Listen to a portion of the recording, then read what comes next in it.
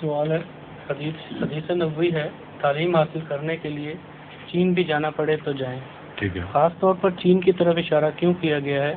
کیا آئندہ زمانے میں چین کی بہت زیادہ ترقیات ہو سکتی ہیں؟ نہیں، ایک یہ محاورہ ہے، اس زمانے میں دور ترین ملک جو عربوں کو معلوم تھا وہ چین تھا، اور آج بھی اس کا فیصلہ عرب ممالک سے کتنا ہوگا اندازاً جو اب معلوم فاصلہ ہے.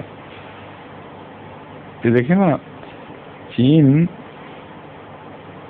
کینٹن کے جو پورٹ ہے وہاں رسائی ہوئی تھی پہلے عربوں کی، تو ہزارہ میل تو وہاں ہے ہی، لیکن جس زمانے میں یہ مواصلات کے نظام ابھی بہت فرسودہ اور پرانے تھے، اس زمانے میں یہ فاصلہ جو ابھی بھی کافی ہے بہت بڑا دکھائی دیتا تھا. ایک تو یہ عمومی امکان ہے کہ اس وجہ سے ایک بہت دور کا ملک جو اس زمانے میں بھی شہرت رکھتا تھا. دوسرے یہ کہ چین جیسے آج کل یورپ علم کا گہوارہ ہے، اس زمانے میں اگر کوئی ملک علم کا گہوارہ اور تہذیب کا گہوارہ کہلا سکتا تھا تو چین تھا. آئندہ کی پیشگوئی نہیں ہے، اس کے سابق، اس کے ماضی سے تعلق رکھنے والی علمی شہرت ہے جو آج تک چین کے لیے باعث فخر بنی ہوئی ہے. دنیا کی قدیم ترین زندہ، مسلسل زندہ رہنے والی تہذیب، جس میں کوئی ایسا انقطاع نہیں ہوا کہ کسی قوم نے آ کے حملہ کر کے ان کی تہذیب کو ماضی کا حصہ بنا دیا ہو پھر دوبارہ ابھری ہو. اب ایرانی تہذیب بھی قدیم ترین تہذیب ہے، لیکن اس میں اسلام کے دخل کی وجہ سے ایک انقطاع آیا ہے. پہلی قدروں میں سب میں ایک نئی تہذیب شروع ہوئی ہے، اس لیے بعض دفعہ جو متصب ایرانی ہیں وہ واپس لے جانا چاہتے ہیں اس کو زرتشتی اور اس سے بھی پہلی تاریخ کی طرف، لیکن ایک واقعہ ہو چکا ہے، اس کو قطع نہیں کیا جا سکتا. چینی تہذیب ہے جو تمام زندہ تہذیبوں میں سے جو مسلسل بغیر انقطاع کے چلی آ رہی ہے.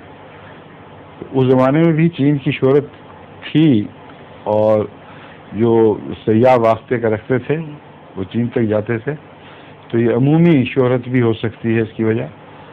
اور دوسرے حضرت صلی اللہ علیہ وسلم کی باتیں ضروری نہیں تھا کہ انسانی علم پر وابستہ ہوں.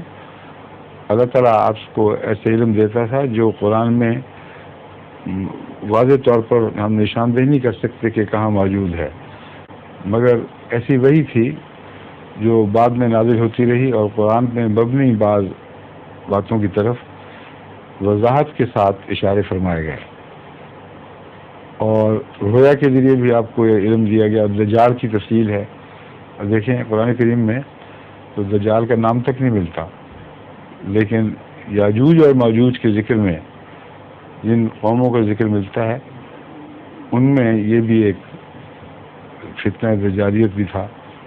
عیسائیت کے آغاز اور اس کے انجام کے تعلق میں فتنہ دجالیت کی نشاندہی فرمائی گئی، بلکہ بڑی تفصیل سے بیان کیا گیا ہے، مگر نام نہیں لیا.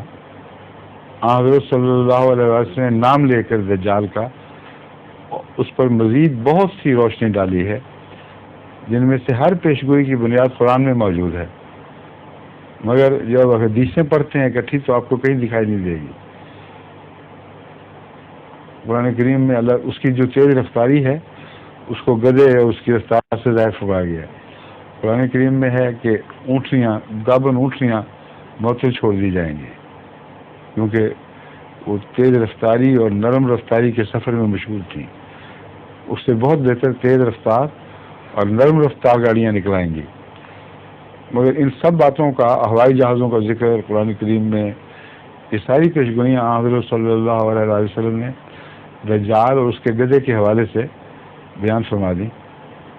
تو حضور اکرم صلی اللہ علیہ وسلم کے بیانات کے پیچھے کوئی خفی وحی ہے، کوئی رہنمائی کے کچھ ایسے واسطے ہیں جو جبرائیل کی وساطت سے ہوئے ہوں یا براہ راست وحی کشف کے ذریعے، اللہ بہتر جانتا ہے. مگر صرف قرآن کی وحی نہیں ہے، یہ مرکزی بنیادی کتاب کی حیثیت ہے قرآن کی. علاوہ روزمرہ اللہ تعالیٰ کے ساتھ ایک تعلق جاری و ساری تھا، ہر وقت خدا کے سامنے حاضر رہتے تھے.